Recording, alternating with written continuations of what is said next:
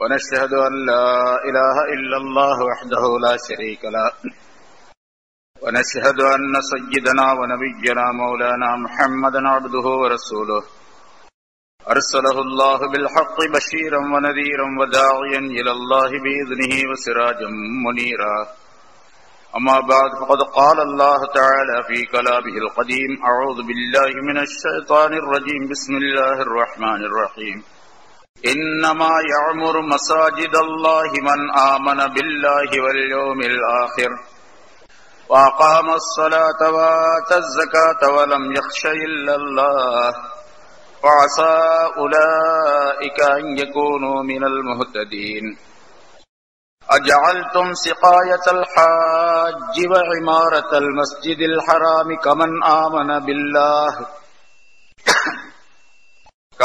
آمن بالله واليوم الآخر وجاهد في سبيل الله لا يستوون عند الله والله لا يهدي القوم الظالمين الذين آمنوا وهاجروا وجاهدوا في سبيل الله بأموالهم وأنفسهم أعظم درجة عند الله وأولئك هم الفائزون صدق الله العظيم.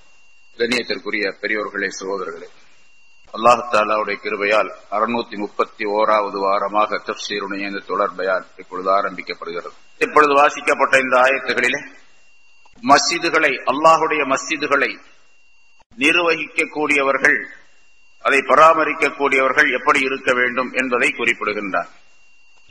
இன்னமா யஅமுரு மசாஜித் அல்லாஹ், அல்லாஹுடைய மஸ்ஜிதுகளை நிர்வகிக்கக்கூடியவர்களெல்லாம் மன் ஆமன பில்லாஹி வல் யௌமில் ஆகிர், அல்லாஹுவையும் மறுமை நாளையும் நம்பியவர்களாக இருக்க வேண்டும். அகாமஸ் ஸலா, தொழுகையை அவர்கள் நிலையாக செய்து கொண்டிருக்க வேண்டும், நிலைநிறுத்த வேண்டும். ஆத்தஸ் ஸகாத், ஸகாத்தை கொடுத்து வரக்கூடியவர்களாக இருக்க வேண்டும். வலம் யக்ஷ இல்லல்லாஹ், அல்லாஹ்வை தவிர வேறு எவரையும் அஞ்சாதவர்களாக, பயப்படாதவர்களாக இருக்க வேண்டும். அஸா உலாயிக அன் யகூனு மினல் முஹ்ததீன், அத்தகையவர்கள் நேர்வழி பெற்றவர்களிலே நிச்சயமாக அவர்கள் இருப்பார்கள், ஆகிவிடுவார்கள் என்று அல்லாஹ் தஆலா குறிப்பிடுகின்றார். மஸ்ஜிதுகள் சம்பந்தமாக பல்வேறு விதமான விளக்கங்கள் இதிலே தரப்பட்டு இருக்கின்றன. முஃபஸ்ஸிரீன்கள் இந்த ஒரு ஆயத்திற்கு ஏராளமான விளக்கங்களை சொல்லி காட்டுகின்றார்கள். இங்கே இன்னமா யஅமுரு, நிர்வாகம் செய்வதெல்லாம், மஸ்ஜிதுகளை நிர்வாகம் செய்வதெல்லாம் என்று சொல்லும் பொழுது யஅமுரு என்ற வார்த்தையை அல்லாஹ் தஆலா பயன்படுத்துகின்றான். யஅமுரு என்ற வார்த்தை இமாரத் என்ற வேர் சொல்லிலிருந்து பிறந்ததாகும். அதனுடைய அடிச்சொல், அசல் சொல் இமாரத் என்பது. இமாரத் என்று சொன்னால் கட்டடம் அப்படின்னு சொல்லுவோம். அது உருதுவிலும் கட்டடம் இமாரா என்பதாக சொல்லப்படும். ஆனால் இந்த இடத்துல இமாரத் என்பதற்கு, யாமுரு என்பதற்குள்ளே உள்ள இமாரத் என்பதற்கு பின்னால் உள்ள ஆயத்துகளுடைய அந்த விளக்கங்களை வைத்து பல பொருள்கள் செய்யப்பட்டிருக்கின்றன. மஸ்ஜிதை கட்டுவதும் இமாரத் என்பதிலே சேர்ந்ததுதான். அந்த மஸ்ஜிதை பாதுகாப்பதும் இமாரத் என்பதிலே சேர்ந்ததுதான். அந்த மஸ்ஜிதுகளை சுத்தப்படுத்துவது, தூய்மையாக வைத்துக் கொள்ளுவதும் இமாரத் என்பதிலே சேர்ந்ததுதான். அதற்கு வேண்டிய ஏற்பாடுகளை செய்வது, தொழ வைப்பதற்காக வேண்டி, அசான் சொல்லுவதற்காக வேண்டி, மற்ற வேலைகளை கவனிப்பதற்காக வேண்டி ஆட்களை நியமித்து அதற்குரிய ஏற்பாடுகளை செய்வது இன்திசாம் என்பதாக சொல்லப்படும். இதுவும் இமாரத் என்பதற்குள்ளே அடங்கும். அதே போன்று இமாரத் என்பதற்கு அல்லாஹுவை வணங்குவதற்காக வேண்டி மக்கள் வந்து சேருவதும் என்பதும் அதற்கு பொருளாகும். அல்லாஹுடைய வணக்கத்தை நிறைவேற்றுவதற்காக வேண்டி அந்த இடத்திலே வந்து கூடுவது, அல்லாஹுடைய மஸ்ஜிதிலே வந்து சேருவது என்பதும் பொருளாகும். அதே போன்ற இமாரத் என்பதற்கு அல்லாஹுவை திக்ர் செய்வதும், திலாவத்துல் குர்ஆன், குர்ஆனை ஓதுவதும் அதற்குள்ளே அடக்கமாகும். ஆக இப்படி ஒரு 7-8 விதமான அர்த்தங்கள் இமாரத் என்பதற்கு உண்டு. அத்தனை அர்த்தங்களும் இன்னமா யாமுரு என்பதற்குள்ளே இருக்கின்றது. அப்படின்னா எல்லா அர்த்தங்களையும் சேர்த்து வைத்துத்தான் அதற்கு விளக்கம் சொல்ல வேண்டும்.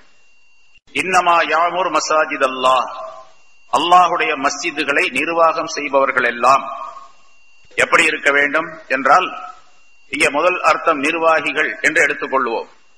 நிர்வாகம் செய்யக்கூடியவர்கள் அவர்கள் எப்படி இருக்க வேண்டும் என்றால், மன் ஆமன பில்லாஹ், அல்லாஹுவை அவர்கள் ஈமான் கொண்டவர்களாக நம்பியவர்களாக இருக்க வேண்டும். மஸ்ஜிதுகளிலே தலைவர்களாக, செயலாளராக, பொறுப்பாளிகளாக, அதாவது நிர்வாகம் செய்யக்கூடியவர்களாக இருப்பவர்கள் அல்லாஹுவை நம்பியவர்களாக இருக்க வேண்டும், முதல் நிபந்தனை. இரண்டாவது அல் யௌமில் ஆஹிர், மறுமையை நம்பியவராக இருக்க வேண்டும். பொதுவாக சொல்ல போனால் ஈமான் கொண்டவராக இருக்க வேண்டும். ஈமானுடைய ஷர்த்துகள், நிபந்தனைகள் 6, 7 என்பதாக சொல்லுவோம். அல்லாஹுவை நம்புவது, ஆகிரத்தை நம்புவது, அவனுடைய வேதங்களை நம்புவது, அவன் தூதர்களை நம்புவது என்றெல்லாம் சொல்லுவோம். ஆனால் இந்த இரண்டுக்குள்ளே எல்லாம் அடக்கம். அல்லாஹுவை நம்புவது என்று சொல்லும் பொழுது ரசூலை நம்பாமல் அல்லாஹுவை நம்பினால் மட்டும் போதாது. அல்லாஹுவை மட்டும் நான் நம்புகின்றேன், ஈமான் கொள்ளுகிறேன், அல்லாஹுடைய ரசூலை நான் நம்ப மாட்டேன் என்று சொன்னால் அவர் அல்லாஹையும் நம்பாதவர் தான், அவரும் மூமின் என்பதாக சொல்லப்பட மாட்டார். அதனால ஆமன பில்லாஹ் என்பதற்குள்ளே ரசூலும் சேர்ந்து கொள்வார்கள். வல் யௌமில் ஆஹிர், மறுமையை நம்புவது என்று சொல்லும் பொழுது அதற்குள்ளே மறுமை நாள் சம்பந்தப்பட்ட எல்லா விஷயங்களும் வந்துவிடும். சொர்க்கத்தை நம்புவது, நரகத்தை நம்புவது, கேள்வி கணக்கை நம்புவது, இறந்து விட்ட பின்னால் கபரிலே இருக்கக்கூடிய விஷயங்களை நம்புவது, அதற்கு பின்னால் எழுப்பப்பட்டு கேள்வி கணக்கு கேட்கப்படுவதை நம்புவது, மலக்குகளை நம்புவது, இவையெல்லாம் ஆகிரத்திற்குள்ளே வந்துவிடும். ஆக ஈமானுடைய நிபந்தனைகள் 7, 6 என்று சொல்லப்பட்டதெல்லாம் இந்த இரண்டுக்குள்ளே அடக்கம். அதனால் அல்லாஹ் பொதுவாக சொல்லிவிட்டான், மன் ஆமன பில்லாஹி வல் யௌமில் ஆஹிர். ஆக முதல் நிபந்தனை ஈமான் கொண்டிருக்க வேண்டும்.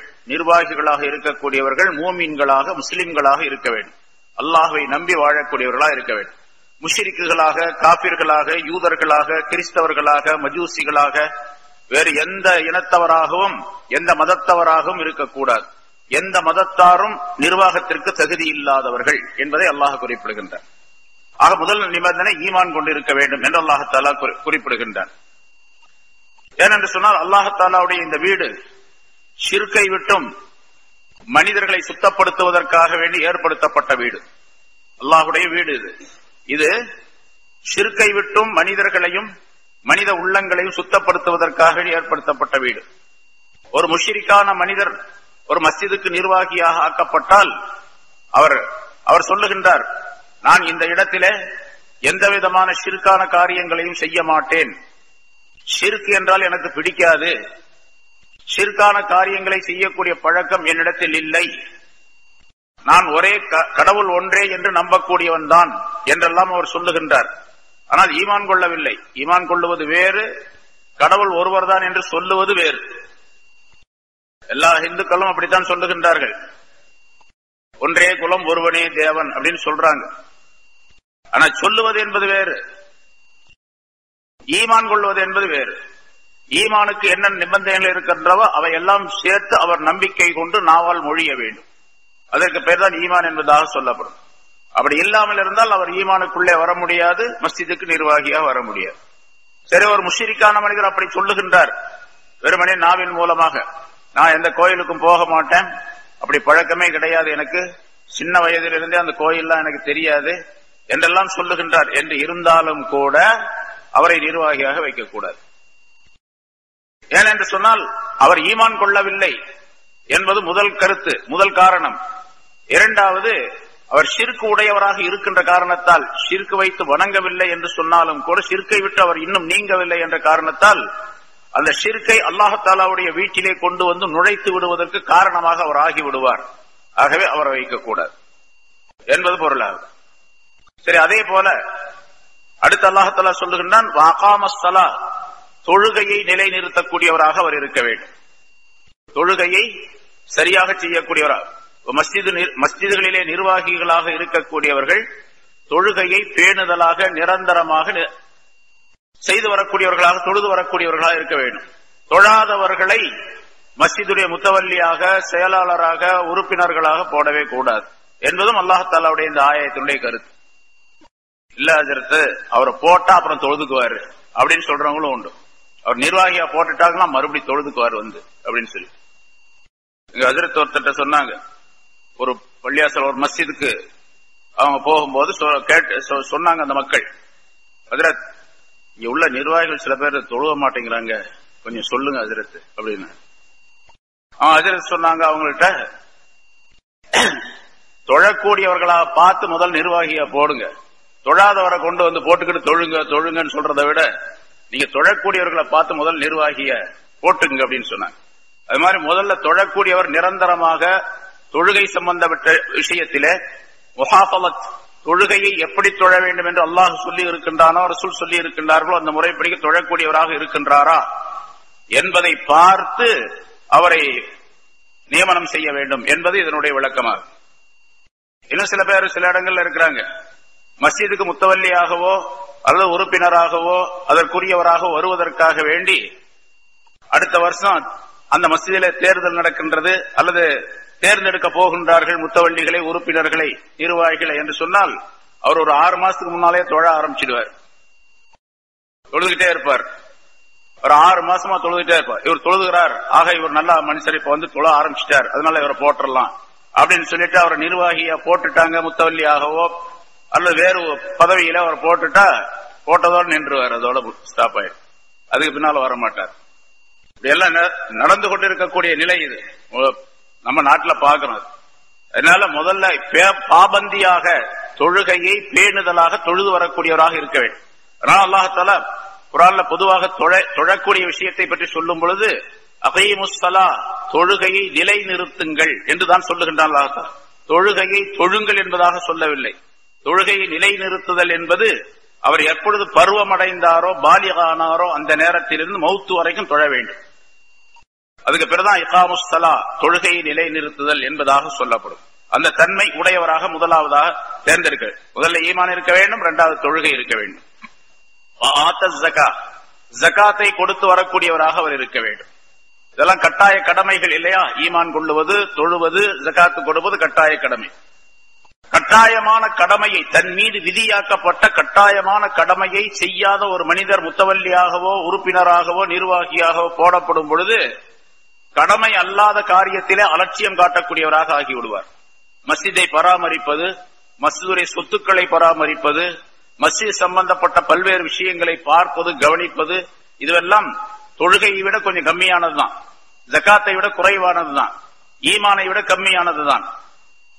ஈமான், தொழுகை, ஜகாத்து போன்ற உயர்தரமான கடமைகளையே செய்யாத ஒரு மனிதர் அதை விட குறைவாக உள்ள மற்ற காரியங்களை எப்படி செய்ய முடியும்? அதனால முதல்ல அதை கடமைகளை சரியாக செய்யக்கூடியவராக அவரை நாம் தேர்ந்தெடுக்க வேண்டும், இருக்கக்கூடியவரை தேர்ந்தெடுக்க வேண்டும் என்பதை அல்லாஹ் இங்கே குறிப்பிடுகின்றான். ஜகாத்தை கொடுத்து வர வேண்டும். அதே போன்று மஸ்ஜிதை நிர்வாகம் செய்யக்கூடிய விஷயத்திலே வலம் யக்ஷ இல்லல்லாஹ், அல்லாஹ்வை தவிர வேறு எவரையும் பயப்படாதவராக இருக்க வேண்டும். அவர் அல்லாஹ்வை தவிர வேறு யாருக்கும் அஞ்சக்கூடாது. அதாவது மஸ்ஜிதுடைய நிர்வாகத்துடைய விஷயத்திலே பல்வேறு விதமான சூழ்நிலைகள் ஏற்படும். இங்கே மஸ்ஜிதிலே பொதுவாக பணப்புழக்கம் இருக்கும், பொருளாதாரத்தினுடைய நிலை ஏற்படும். அதிகமான பொருள் இருக்கும் பொழுது அதை எப்படி பராமரிக்க வேண்டும், குறைவான பொருள் இருந்தால் எப்படி பராமரிக்க வேண்டும், பொருளாதாரத்தை எப்படி சேமிக்க வேண்டும், பொருளாதாரத்தை எதற்காக வேண்டி செலவு செய்ய வேண்டும், மஸ்ஜிதுக்கு வக்ஃப் செய்யப்பட்ட பொருள்களை எப்படி பயன்படுத்த வேண்டும் என்றெல்லாம் தெரிந்து கொள்ளக்கூடிய சூழ்நிலை இருக்க வேண்டும். பல பேர் கேட்கிறாங்க, மஸ்ஜிதுக்கு முத்தவல்லியா ஒருத்தர் இருக்கிறாரு அல்லது உறுப்பினராக இருக்கிறார், அவர் மஸ்ஜிதுடைய பொருளை எடுத்துட்டு போய் தன்னுடைய சொந்த உபயோகத்துக்காக பயன்படுத்துகின்றார் அப்படின்னு சொல்றாங்க சில பேர். இதெல்லாம் கூடாது. மஸ்ஜிதுக்கு வக்ஃப் செய்யப்பட்ட பொருள், பொதுவாக வக்ஃப் செய்யப்பட்ட பொருள் எதுவாக இருந்தாலும், குறிப்பாக மஸ்ஜிதுக்கு வக்ஃப் செய்யப்பட்ட பொருளை எதற்காக வேண்டி வக்ஃப் செய்யப்பட்டதோ அதற்கு மட்டுமே பயன்படுத்த வேண்டும். அது அல்லாத வேறு எந்த வேலைக்கும் பயன்படுத்தக்கூடாது. அதே மாதிரி மஸ்ஜிதிலே ஒருவர் வேலை செய்கின்றார், இமாம் ஒருத்தர் இருக்கிறார், மஸ்ஜித் இருக்கின்றார், வேலைக்காரர்கள் இருக்கின்றார்கள், இங்கே வேலை செய்வதற்காக வேண்டி நியமனம் செய்யப்பட்டிருக்கின்றார்கள். ஒவ்வொருவருக்கும் என்னென்ன வேலை என்பதாக அந்த வேலை மஸ்ஜிதுடைய வேலைக்காக வேண்டி நியமிக்கப்பட்ட அந்த பணியாளரை, அவர் யாராக இருந்தாலும் சரி, அவரை நிர்வாகிகளாக இருக்கக்கூடியவர்கள் தங்களுடைய சொந்த வேலைக்கு பயன்படுத்தக்கூடாது. இங்க வா, வீட்டுல போய் அதை எடுத்துட்டு வா, இதை எடுத்துட்டு வா என்று சொல்லுவதும் கூடாது. ஏனென்று சொன்னால் அவர் இவருடைய வேலைக்காக நியமிக்கப்படவில்லை. அவருக்கு சம்பளம், அவருக்கு ஊதியம் மஸ்ஜிதுடைய பொருளில் இருந்து கொடுக்கப்படுகின்றது. இவர் தன்னுடைய சொந்த வேலைக்காக வேண்டி அவரை அனுப்பினால் அவரிடத்தில் சொல்லிக் கொள்ள வேண்டும், உனக்கு நான் இந்த வேலையை சொல்றேன், உனக்கு அதிக தனியா அதுக்கு நான் கூலி கொடுத்துறேன், காசு கொடுக்கிறேன், நீ போய் அந்த வேலையை செஞ்சுட்டு வர முடியுமா என்று அவருடைய ஓய்வு நேரத்திலே, அதாவது மஸ்ஜிதுடைய வேலை அல்லாத நேரத்திலே அவரிடத்தில் வேலை வாங்கலாம். ஆனால் அனுமதி பெற்றுக் கொள்ள வேண்டும், அவரிடத்தில் அனுமதி பெற்றுக் கொள்ள வேண்டும். பொதுவாக இது மற்றவர்களுக்கும் தெரிந்திருக்கக்கூடிய நிலை இருக்க வேண்டும். மற்றவர்களுக்கு தெரியாம இருந்துச்சுன்னு வச்சுங்க, இவர் எப்ப பார்த்தாலும் நான் பார்த்துக்கிட்டே இருக்கிறேங்க, அந்த ஆளை மஸ்ஜிதுல வேலை செய்யக்கூடியவர் தன்னுடைய வீட்டு வேலை பூரா அவர்கிட்ட தான் வாங்கிக்கிறாரு அப்படின்னு மற்றவர்கள் குறை சொல்லக்கூடிய சூழ்நிலை ஏற்படக்கூடாது. சரி, அது இல்லாம தவிர்த்துக் கொள்வதுதான் மிக நல்லது, உத்தமமானது. தன்னுடைய வேலைக்கு வேறு வெளியே உள்ள ஆள்களை வைத்துக் கொள்ள வேண்டும். இதுவெல்லாம் அல்லாஹை பயந்து வாழக்கூடியவராக இருந்தால் தான் இந்த நிலை எல்லாம் ஏற்படும். அதனால அல்லாஹ் வலம் யக்ஷ இல்லல்லாஹ், இங்க அல்லாஹ்வை பயப்பட வேண்டும். அங்க பாருங்க, தொழ வேண்டும், நோன்பு ஜகாத்து கொடுக்க வேண்டும் என்று சொல்லி அல்லாஹால அல்லாஹ்வை பயந்தவராக இருக்க வேண்டும் அப்படின்னு சொல்லல. எப்படி சொல்றான்? வலம் யக்ஷ இல்லல்லாஹ், அல்லாஹ்வை தவிர வேறு யாரையும் பயப்படாதவராக இருக்க வேண்டும் என்று சொல்லும் பொழுது அதிலே ஒரு அழுத்தம் இருக்கின்றது. பொதுவாகவே அரபியில் உள்ள வாசகம் குர்ஆன்ல லா இலாஹ இல்லல்லாஹ் என்ற கலிமா இருக்குது பாருங்க. லா இலாஹ இல்லல்லாஹ் என்ன அர்த்தம்? வணக்கத்திற்குரியவன் அல்லாஹ்வை தவிர வேறு யாரும் இல்லை அப்படின்னு சொல்றோம். லா இலாஹா, எந்த தெய்வமும் இல்லை, வணக்கத்திற்குரிய. லா இலாஹங்கிறது லா மஅபூத், வணக்கத்திற்குரியவன் யாரும் இல்லை, இல்லல்லாஹ், அல்லாஹ்வை தவிர. அப்ப அல்லாஹ் ஒருவன், வணக்கத்திற்குரியவன் அல்லாஹ் தான். அல் மஅபூது அல்லாஹ், அல்லது இன்னல்லாஹ மஅபூதுன், இன்னல்லாஹ் ஹுவல் மஅபூத், அல்லாஹ் தான் வணக்கத்திற்குரியவன், அப்படித்தானே சொல்லிட்டு போகணும்.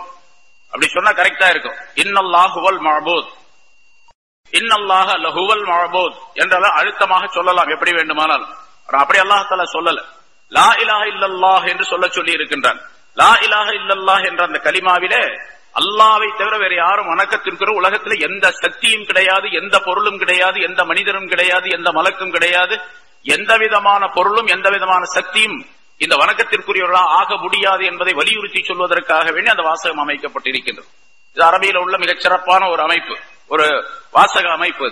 அதுபோல அல்லாஹ் தஆலா இங்கே சொல்லுகின்றான், வலம் யக்ஷ இல்லல்லாஹ், அல்லாஹ்வை தவிர வேறு யாரையும் அவர்கள் பயப்பட மாட்டார்கள். யாரையும் பயப்பட மாட்டார்கள் அப்படின்னு சொன்னா முரட்டத்தனமா நடந்துக்குவாங்க அப்படின்னு அர்த்தம் இல்ல. உனக்கெல்லாம் எனக்கு பயம் கிடையாது, அல்லாஹ்வை தான் பயப்படுவேன் அப்படின்னு சொல்லிட்டு மக்களிடத்துல முரட்டத்தனமாக நடந்து கொள்வது, நான் யாரையும் பயப்பட மாட்டேன், யார் தெரியுமா அப்படிங்கறதெல்லாம் சொல்லக்கூடாது. அப்படி அர்த்தம் அல்ல. வலம் யக்ஷ இல்லல்லாஹ் என்று சொன்னாலே அல்லாஹ்வுடைய பயம் நிறைந்தவராக இருக்க வேண்டும் என்பது கருத்து. அல்லாஹ்வுடைய பயம் வந்து விட்டாலே பணிவு நிறைந்தவராக அவர் இருப்பார் அப்படின்னு, பணிவோடு இருக்கக்கூடியவராக இருக்க வேண்டும். ஏன்னா ஒரு மஸ்ஜிதுக்கு நிர்வாகியாக இருக்கக்கூடியவர் அந்த மஸ்ஜித் சம்பந்தப்பட்ட எத்தனை மனிதர்கள் இருக்கின்றார்களோ அந்த மஹல்லாவில அத்தனை மனிதர்களுக்கும் பொறுப்பாளியாக அவர் ஆகிவிடுகின்றார். அத்தனை மனிதர்களையும் கவனிக்க வேண்டிய கடமை அவருக்கு இருந்து கொண்டிருக்கின்றது. அத்தனை மனிதர்களுடைய நல்லது கெட்டதுகளை எல்லாம் கவனித்து தீர்ப்பு செய்யக்கூடிய பொறுப்பு அவருக்கு இருக்கின்றது. அவர்களை வழிநடத்தக்கூடிய பொறுப்பு அவருக்கு இருக்கின்றது.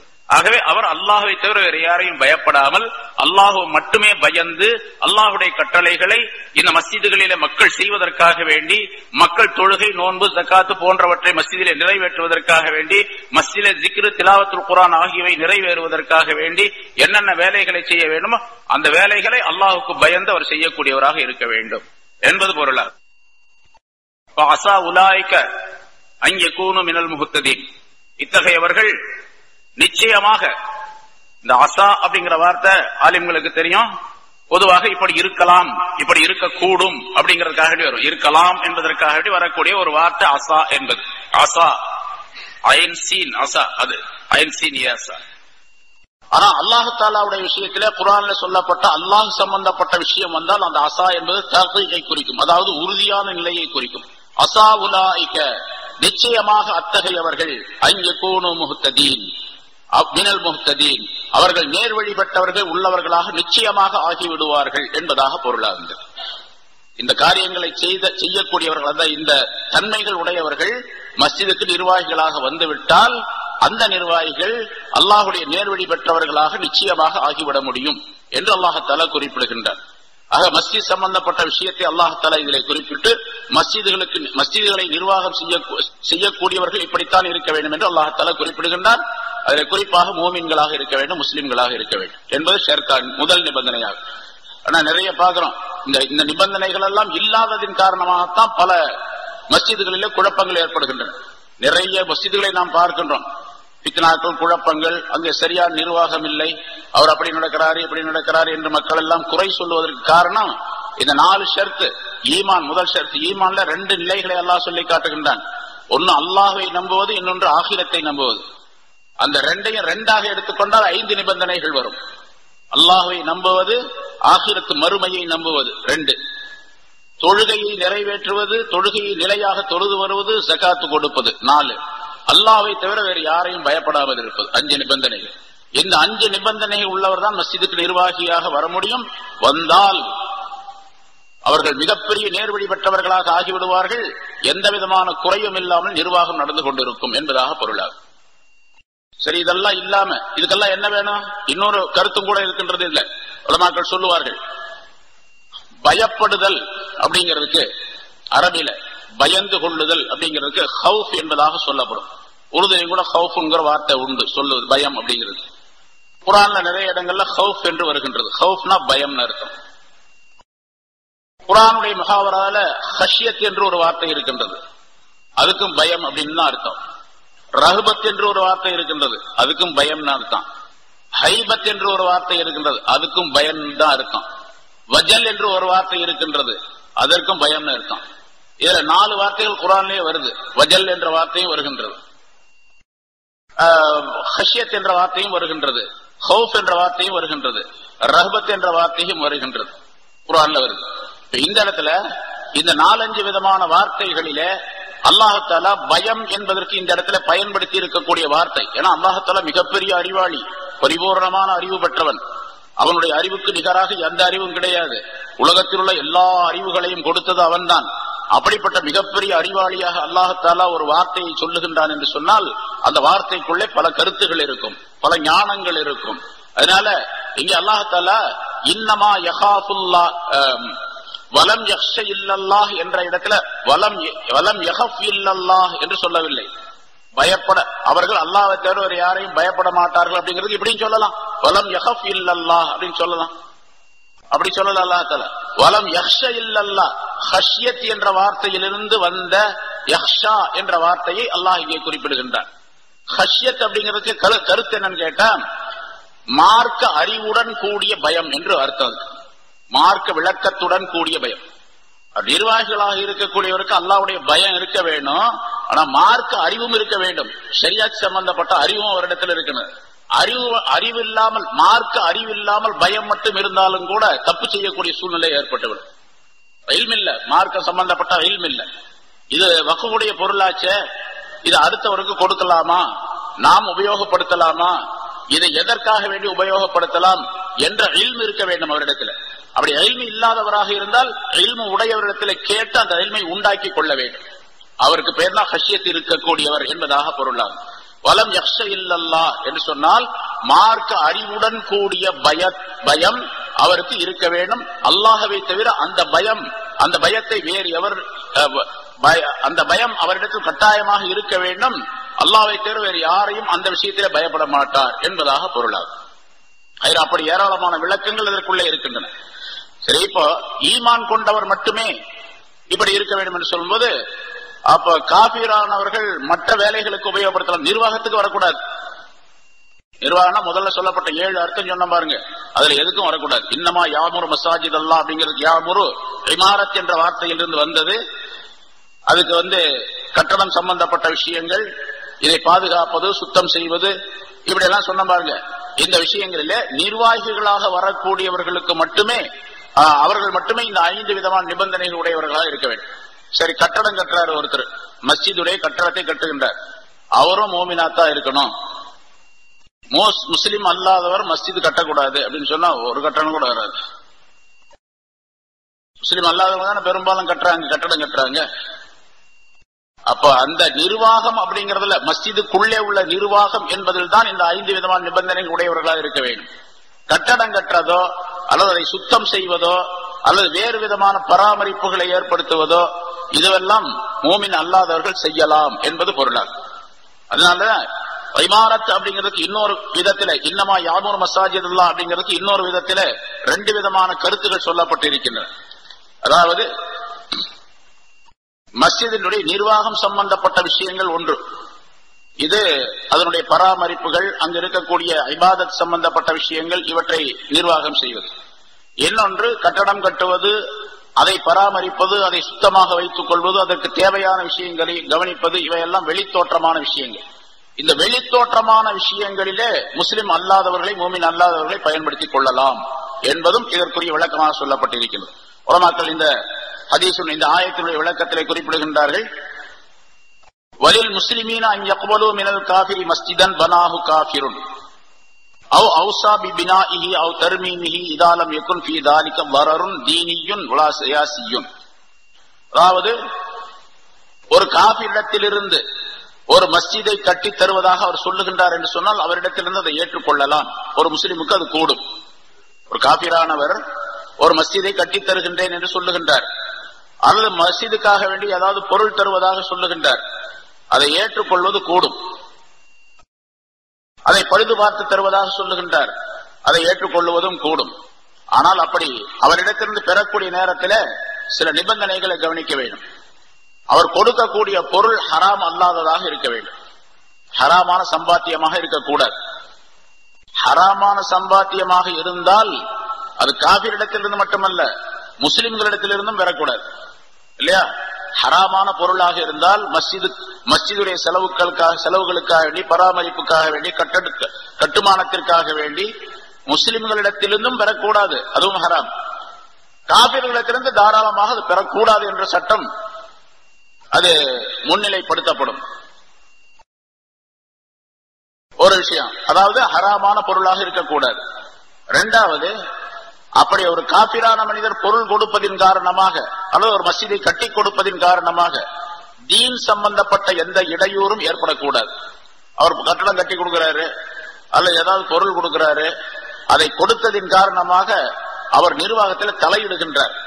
இதை செய்யாதீங்க, இதை செய்யுங்க, இதை செய்யாதீங்க அப்படின்னு ஏதாச்சும் அபிப்பிராயங்கள் சொல்ல ஆரம்பிக்கிறார். அல்ல தீனுடைய விஷயத்துல நான் அந்த மாதிரி நிறைய பொருள் கொடுத்திருக்கிறேன், எனக்கும் ஒரு உரிமை இருக்கின்றது, நான் நிர்வாகத்துக்கு வரல, இருந்தாலும் கூட அபிப்பிராயம் சொல்ற நீங்க ஏற்றுக்கொள்ளுங்கள் என்பதாக சொல்லி அந்த நிர்வாகிகளுக்கு இவர் உத்தரவு போடுகின்றார். இதை செய்யுங்க, இதை செய்யாதீங்க, என்னென்ன காரியத்தை செய்யக்கூடாது, என்ன காரியத்தை செய்யலாம் என்பதாக அவர் சொல்லுகின்றார். இது தீனிய வரர், தீன் சம்பந்தப்பட்ட இடையூறுகள் அவரிடத்திலிருந்து வருகின்றது. அந்த மாதிரி நிலை இருந்தால் அவருடைய பொருளை ஏற்றுக்கொள்ளக்கூடாது. அவர் கட்டடம் கட்டி கொடுத்தால், மஸ்ஜித் கட்டி கொடுத்தால் அது ஒப்புக்கொள்ளக்கூடாது. அவர் கொடுத்துட்டு போயிடுறாரு, அவருக்கும் அதுக்கு மற்ற சம்பந்தமே இல்லை என்று இருந்தால் ஹலாலான பொருளா ஏற்றுக்கொள்ளலாம். அதே மாதிரி ஒருத்தர் பொருள் கொடுக்கின்றார், தீன் சம்பந்தப்பட்ட விஷயத்தில் அவர் எந்த விதமான அதிகாரம் செலுத்துவது கிடையாது, ஆனா அரசியல் சம்பந்தப்பட்ட விஷயத்தில் அவர் தலையிடுகின்றார். பொருள் கொடுக்கின்றார், நிறைய பொருள் கொடுத்து எல்லா உதவிகளையும் செய்கிறார். இப்ப அப்படி ஒரு சூழ்நிலை பல இடங்கள்ல இருக்குது, நம்முடைய நாட்டில் நம்ம பார்க்கிறோம்.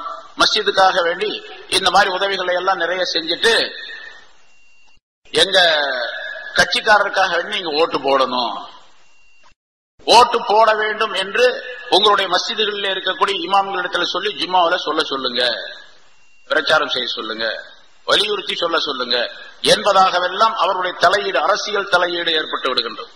இந்த மாதிரி உள்ள சூழ்நிலை இருந்தாலும் அவர்களிடத்திலிருந்து பொருள் பெற்றுக் கொள்ளக்கூடாது.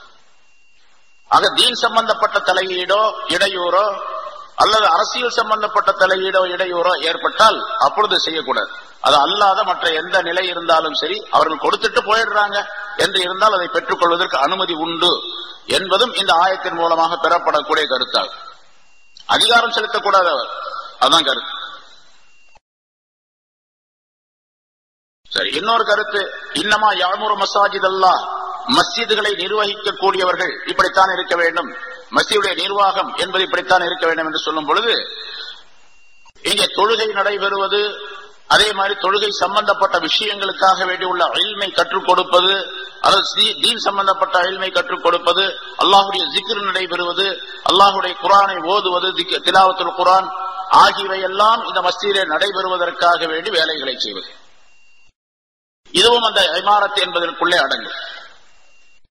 அல்லாஹ் தஆலா ஒரு விஷயத்தை மஸ்ஜித் சம்பந்தப்பட்டு இங்கே சொல்லி இருக்கின்றான் என்று சொன்னால், மோமினாக இருக்கக்கூடியவர்கள் அதை எப்படியெல்லாம் பராமரிக்க வேண்டும் என்பதை வலியுறுத்தி, அதை மனிதர்கள் தெரிந்து கொள்வதற்காக வேண்டி, மோமின்கள் தெரிந்து கொள்வதற்காக வேண்டி இந்த கருத்துக்களை எல்லாம் அல்லாஹ் தஆலா குறிப்பிடுகின்றான் என்பதாக விளக்கப்பட்டிருக்கின்றது.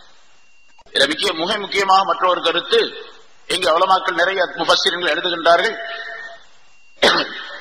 மஸ்ஜித் சம்பந்தப்பட்ட சிறப்புகள், மஸ்ஜிதை இப்படித்தான் பராமரிக்க வேண்டும், இவர்கள் தான் இருக்க வேண்டும், இவர்கள் இருக்கக்கூடாது, இமாரத் என்பதற்கு என்னென்ன பொருள்கள் எல்லாம் உண்டு என்று சொல்லும் பொழுது மஸ்ஜிதுடைய சிறப்புகளும் இங்கே விளக்கப்படுகின்றன.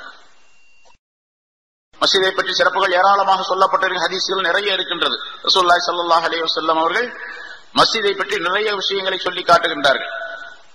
சில ஹதீஸ்கள், அதாவது நூற்றுக்கணக்கான ஹதீஸ்கள் இருக்கின்றன. சில ஹதீஸ்களை நாம் தெரிந்து கொள்வது கட்டாயமான. இதா அராதல்லாஹு பிகௌமின் ஆஹத்தன் நலர இலா அஹ்லில் மஸாஜிதி ஃபஸரஃப அன்ஹும். மஸ்ஜிதுகள் எப்போதுமே ஆபாதாக இருக்க வேண்டும். பொதுவாக சட்டம் என்னவென்று சொன்னால், மஸ்ஜித் எப்பொழுதுமே பூட்டப்படக்கூடாது, அடைக்கப்படக்கூடாது, எல்லா நேரங்களிலும் திறந்துதான் இருக்க வேண்டும்.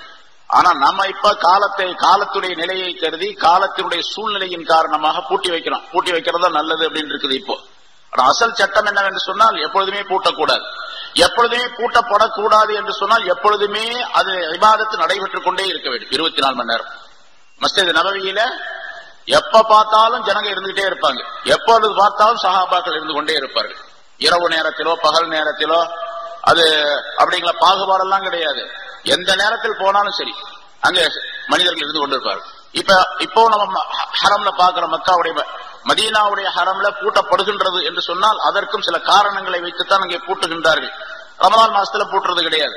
மற்ற மாதங்களில் எல்லாம் அந்த கதவை பூட்டி விடுகின்றார்கள். குறிப்பிட்ட நேரத்திற்கு பின்னால், ஒரு 11 மணிக்கு பின்னால் அதை பூட்டி விடுகின்றார்கள். ஆனா மக்காவில எப்பவுமே பூட்டப்படுவது கிடையாது. ஏன்னு கேட்டா, இரவு பகலாக இடைவிடாமல் ஒரு வினாடி நேரம் கூட விடாமல் அங்கே இபாதத்து நடைபெற்றுக் கொண்டே இருக்கின்றது. பொதுவாக மஸ்ஜிதிலே இப்படித்தான் இருக்க வேண்டும். பொதுவாக மஸ்ஜிதிலே இப்படித்தான் இருக்க வேண்டும். இஷா தொழுகிறோம் என்று சொன்னால் ஒரு கூட்டம் வருவாங்க, தொழுவாங்க. இப்ப நம்முடைய இந்த மஸ்ஜிதில நம்ம பாக்குறோம், கிட்டத்தட்ட 11 மணி 11:30 மணி 12 மணி வரைக்கும் கூட தொழுகிறாங்க இங்க வந்து, இல்லையா? அடுத்தால தஹஜ்ஜுடைய நேரம் சொன்னா ஒரு 4 மணிக்கு நேரம் வந்துருது. 3:30 மணி 4 மணிக்கெல்லாம் மற்ற மனிதர்கள் வந்துடுறாங்க. இடைவெளி எவ்வளவு? ஒரு 4 மணி நேரம் தான். இந்த 4 மணி நேரத்தில் நம்ம பூட்டி வைக்கிறோம். அப்படி பூட்டப்படாமல் இருந்து பாதுகாப்புக்கு ஒரு ஏற்பாடு செய்து மனிதர்களுக்கு திறந்து விட்டால் அது இன்னும் ரொம்ப நல்லது. ஆனா அதையெல்லாம் பாதுகாப்புக்குரிய அந்த விஷயங்களை எல்லாம் நாம் கவனிக்கவும் வேண்டும். அது இல்லாமல் வெறுமனை திறந்து வைப்பது என்பது பிறகு அது பலவிதமான இடையூறுகளுக்கு காரணமாக ஆகிவிடும். அதையெல்லாம் கவனித்து செய்ய வேண்டும். சரி, இங்க ரசூலுல்லாஹி ஸல்லல்லாஹு அலைஹி வஸல்லம் அவர்கள் சொல்லுகின்றார்கள், இப்போ அந்த மஸ்ஜித் சம்பந்தப்பட்ட விஷயத்துல இப்ப நான் சொன்ன அந்த விஷயம், அதாவது தொழுகை, ஜிக்ரு, திலாவத்துல் குர்ஆன் இவையெல்லாம் மஸ்ஜிதில் நடந்து கொண்டிருக்கும் பொழுது எப்பொழுதுமே மஸ்ஜிதிலே அல்லாஹ் தஆலாவுடைய இபாதத்து நடைபெற்றுக் கொண்டே இருக்கின்றது என்பதாக பொருளாகும். சரி, அல்லாஹ் தஆலா பல நேரங்களிலே, சில நேரங்களிலே ஏதேனும் ஒரு ஆபத்தை மனித சமுதாயத்திற்கு அனுப்புகின்றான். அப்படி மனித சமுதாயத்திற்கு ஒரு ஆபத்தை அல்லாஹ் தஆலா அனுப்ப நாடினால் மஸ்ஜிதுகளில் உள்ளவர்களை அல்லாஹ் தஆலா பார்க்கின்றான். மஸ்ஜிதுகளிலே மனிதர்கள் இபாதத் செய்து கொண்டிருப்பதின் காரணமாக மனிதர்களுக்கு ஏற்படுத்தப்பட்ட அந்த ஆபத்தை தடுத்து நிறுத்தி விடுகின்றான் என்பதாக குறிப்பிடுகின்றார்கள். இதா அராதல்லாஹு பிகௌமின் ஆஹத்தன் நலர இலா அஹ்லில் மஸாஜித் ஃபஸரஃப அன்ஹும் என்பது ஹதீஸ். அது ஆபத்தை தடுத்து நிறுத்தி விடுகின்றான் மஸ்ஜிதிலே இருப்பவர்களின் காரணமாக. அப்படின்னா மஸ்ஜித் எவ்வளவு பெருசு. இதே மனிதர்கள் வீட்டில இருந்தாங்க, அல்லது ஏதாவது ஒரு விழாவில் கலந்துகிட்டு இருக்கிறாங்க, அல்லது ஒரு மண்டபத்தில் இருக்கிறாங்க, அல்லது ஒரு மாளிகையில் இருக்கிறாங்க, அங்கெல்லாம் அப்படி செய்யப்பட மாட்டார். அங்க இருக்கக்கூடியவர்கள் எவ்வளவு பெரிய மனிதர்களாக இருந்தாலும் சரி, மஸ்ஜிதில் இருக்கக்கூடியவர்களை கவனித்து மட்டுமே அந்த ஆபத்தை தடுத்து நிறுத்தப்படுகின்றது என்பதாக குறிப்பிடுகின்றார். அல்லாஹ் தஆலா சொல்லுவதாக ரசூலுல்லாஹி ஸல்லல்லாஹு அலைஹி வஸல்லம் சொல்லுகின்றார்கள். அல்லாஹ் சொல்லுகின்றான், வஇஸ்ஸதி வஜலாலி, என்னுடைய கண்ணியத்தின் மீது ஆணையாக, என்னுடைய மகத்துவத்தின் மீது ஆணையாக, இன்னி லஅஹம்மு பி அஹ்லில் அர்தி அஸாபன், பூமியில் உள்ளவர்களுக்கு ஒரு தண்டனையை நான் ஏற்படுத்த வேண்டும் என்று நினைக்கின்றேன், நாடுகின்றேன். ஃபைதா நல்லத்து இலா உம்மாரி புயூதி, என்னுடைய வீடுகளை என்னுடைய வீடுகளை செழிப்பாக்கக்கூடியவர்களை நான் பார்த்தால், வயலல் முதஹாப்பீன ஃபிய்ய, எனக்காக வேண்டி ஒருவருக்கொருவர் அன்பு கொள்ளக்கூடிய மனிதர்களை நான் பார்த்தால், வயலல் முஸ்தக்ஃபிரீன பில் அஸ்ஹார், சஹர் நேரங்களிலே இஸ்திக்ஃபார் செய்யக்கூடியவர்களை நான் பார்க்கும் பொழுது சரஃப்து தாரிக அன்ஹும், அந்த தண்டனையை அவர்களை விட்டு நான் திருப்பி விடுகின்றேன் என்று அல்லாஹ் சொல்லுவதாக குறிப்பிடுகின்றார்கள். 3 விஷயம் இங்கே சொல்லுகின்றார்கள். அல்லாஹ் ஒரு தண்டனை அனுப்பும் பொழுது 3 சாரார்களை கவனிக்கிறான். பள்ளிவாசல பார்க்கிறான், பள்ளிவாசல்ல இபாதத் செய்து கொண்டிருந்தால் அந்த தண்டனை போயிடும், நிறுத்திடுறான். அதே மாதிரி அல்லாஹுக்காக வேண்டி ஒருவருக்கொருவர் நட்பு கொள்ளக்கூடிய தன்மையுடைய நிலை மனிதர்களிடத்தில் இருந்தால் அப்பொழுதும் அல்லாஹால தடுத்து நிறுத்தி விடுகின்றான். சஹர் நேரத்திலே எழுந்து தங்களுடைய பாவங்களுக்காக வேண்டி மன்னிப்பு தேடக்கூடியவர்கள் இருந்தால் அப்பொழுதும் அல்லாஹால தடுத்து நிறுத்தி விடுகின்றான் என்றெல்லாம் குறிப்பிடுகின்றார்கள். முஆத் இப்னு ஜபல் ரலியல்லாஹு தஆலா வரலிக்கக்கூடிய ஒரு ஹதீஸில ரசூலுல்லாஹி ஸல்லல்லாஹு அலைஹி வஸல்லம் அவர்கள் சொல்லுகின்றார்கள், இன்ன ஷைத்தான ஜிபுல் இன்சான், ஷைத்தான் இருக்கின்றானே அவன் மனிதனுக்கு ஓனாய், மனிதனுடைய ஓனாயை போன்றவர். கஸீபில் கனம், எப்படி ஆட்டுக்கு ஓனாய் இருக்கின்றதோ அது போன்று. அந்த ஓனாய் என்ன செய்யும்? காட்டில் இருக்கக்கூடிய ஓனாய் யஅஹுது ஷாத்தல் காசியத வன் நாஹியத, தனித்து இருக்கக்கூடிய ஆட்டை அல்லது தன்னுடைய ஜமாத்தை விட்டும் கூட்டத்தை விட்டும் ஒதுங்கி இருக்கக்கூடிய ஓரத்தில் போய்விட்ட ஒரு ஆட்டை அந்த குள்ளநரி அந்த ஓனாய் பிடித்து சென்று விடும்.